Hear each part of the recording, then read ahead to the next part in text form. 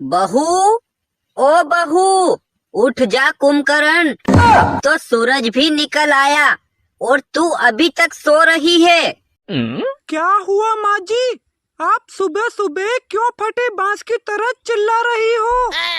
अरे ये कैसी आवारा और बदतमीज बहू मिली है। जब देखो तब मुझसे जबान लड़ाती रहती है। क्या तेरे माँ बाप ने यही सब सिखाया है तुझे?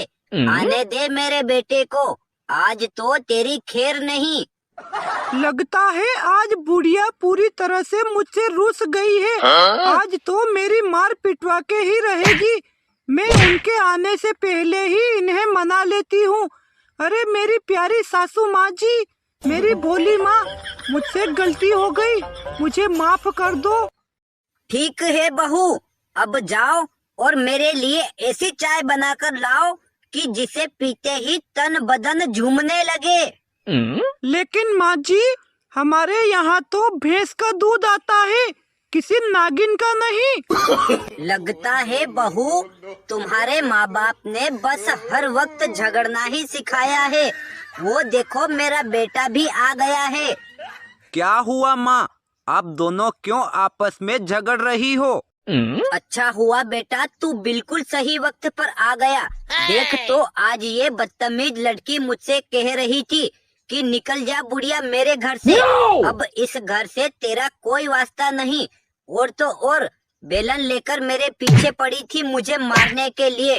वो तो भला हो पड़ोस की आंटी का, जो उन्होंने आकर मुझे बचा लिया। क्यों गोरी, तूने माँ को घर से निकल जाने को कहा और बेलन लेकर इन्हें मारने के लिए इनके पीछे दौड़ी। आज तो तुझे बांधकर बेल्ट से मारूंगा।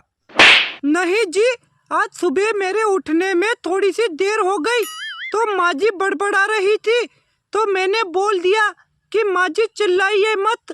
बच्चों की कसम, मैंने इसके अलावा कुछ नहीं कहा। माँ जी हमें लड़वाना चाहती हैं। क्यों माँ, तूने हमारे साथ ऐसा क्यों किया?